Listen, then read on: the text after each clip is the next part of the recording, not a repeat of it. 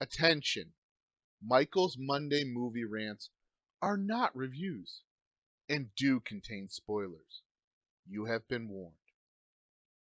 What do you get when you're surrounded by forced smiles, all moving and working toward a mysterious, sinister, unknown plot?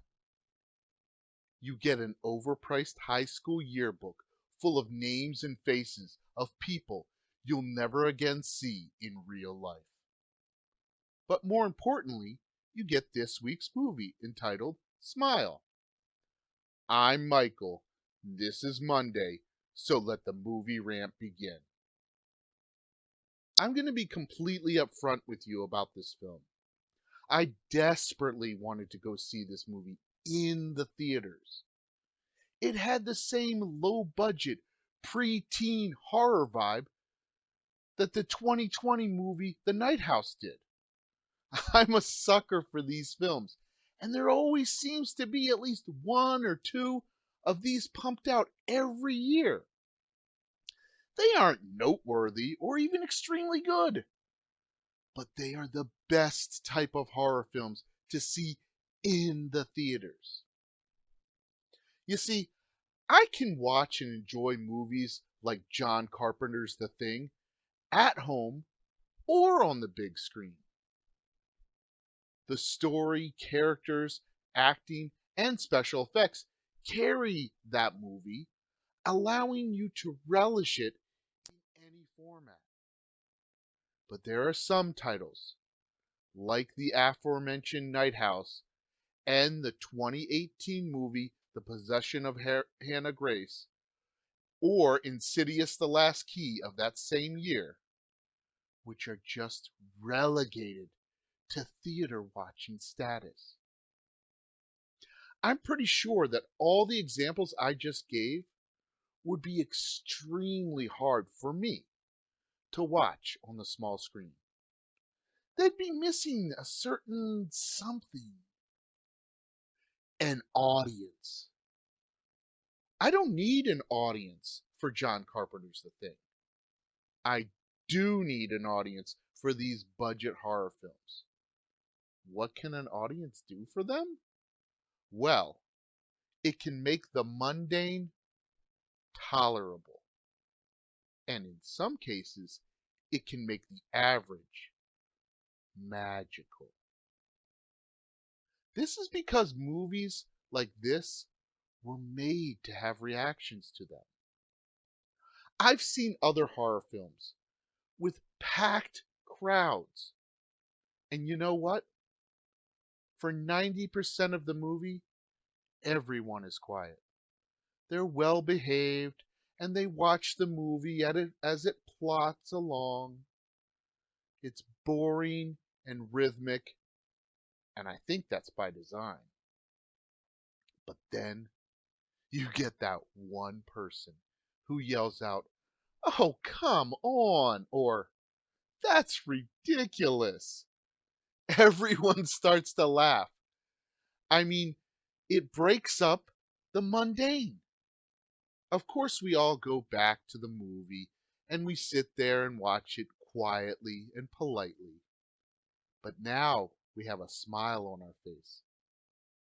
Speaking of smiles, I should get on with the rant. The movie Smile had the best audience for me that I could ever ask for. It was my adult son and I, and nobody else. The reason this was the best kind of audience experience is because you have the entire theater all to yourselves. We did what any normal, red blooded American would do. We riffed on the movie from start to finish. It's amazing what two people's reactions to a movie can be. At one point, there was a jump scare, and I literally jumped. My son got scared, not by the movie, but by my lame reaction. It was hilarious. So, you might be asking yourself, what are some of the comments that we had as we watched the movie? Well, here are some choice words. She's going to turn around. She's going to turn around. Oh my gosh, the creepy girl's going to be there. And ah! Hey, do you know when a door isn't a door? When it's ajar. Damn, woman, stop dropping all my fine wine glasses. If you keep breaking my glasses, we're going to have to switch you to plastic cups. How much drink did you have anyway? The absolute best, of course, was this. It's going to be the cat. It's going to be the cat. No way. They wouldn't do that. No, I'm telling you, it's going to be the cat. Oh my god. Oh my god. It is the cat. Holy crap. Best movie ever. Spoilers. It's not the best movie ever. But in that moment, it felt so wonderful and amazing that it almost could have been the best movie ever. All this because of shared experience. So let's finally get to the movie at hand. In short, it has a very weak plot. Dr. Rose Cotta, no, not that Cotta, this one, is an overworked emergency room psychiatrist.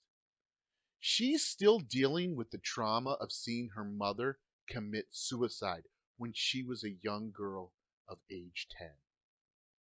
Well, wouldn't you know, the day comes when she gets a patient who, dun dun dun, kills herself right in front of Rose. What a spat of bad luck. The odd thing about this patient, though, was she was stating she was being harassed by some sort of entity. It always came to her and spoke to her, and it was always smiling at her. Oh, yeah, by the way, when she was killing herself, she had a huge smile on her face. Creepy. Rose takes all of this in stride, by which I mean she has a complete nervous breakdown. She starts yelling and snapping at people. She gets in a fight with her only sister, and she even gets put on administrative leave from the hospital. What's a girl to do but start drinking, of course?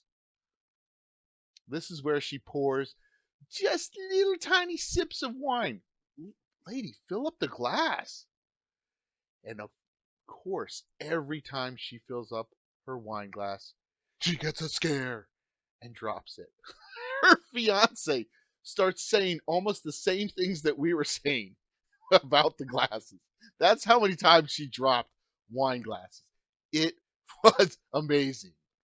Now, with no audience, it wouldn't be funny.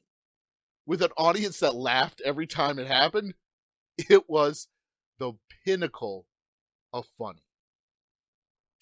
So, Rose begins to see and hear things. Like, here's an example. The girl who killed herself is now in the house, in the dark, staring at her, just smiling. When you first see it, you can't quite see that she's there, and then you see it. Ooh. It's kind of like The Grudge, too. She also starts hearing stuff, like her house alarm goes off. And she even hears the phone ring. She picks it up.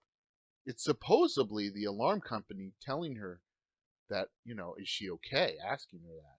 But then they say, turn around. You're not alone in the house.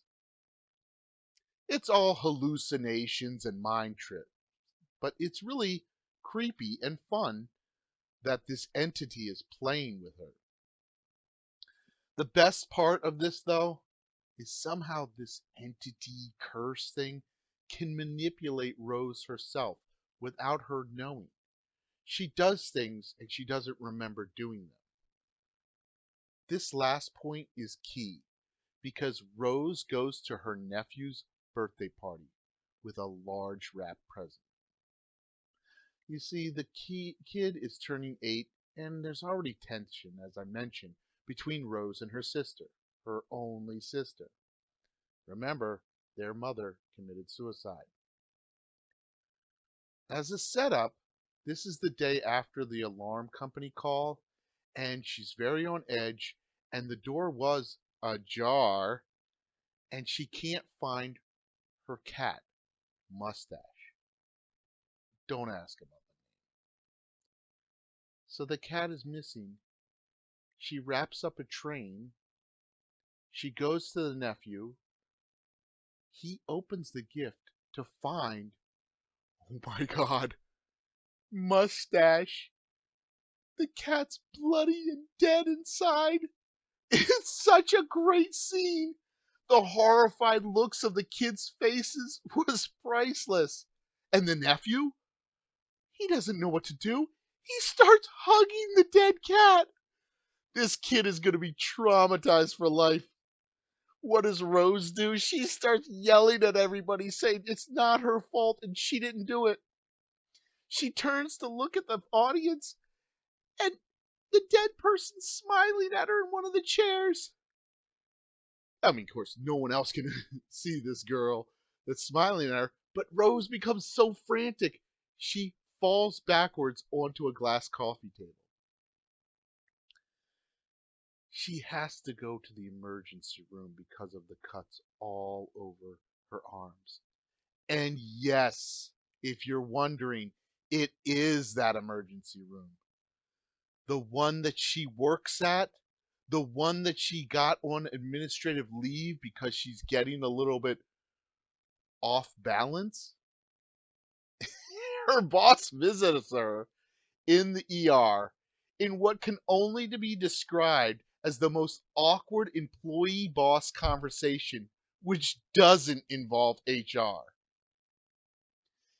It, this movie, right at this point, has devolved into this, almost a comedy of errors. You know what happens next, of course. The story has to go all The Ring, and Rose has to do some investigation to find out what the curse is, how it's transmitted, where is it located, and how to end this nightmare. Well, the end for her happens to be in her old house, all alone. You know, the house where she saw her mother die when she was 10 years old. Rose's reasoning is curses can't be transferred to another person if you're all alone.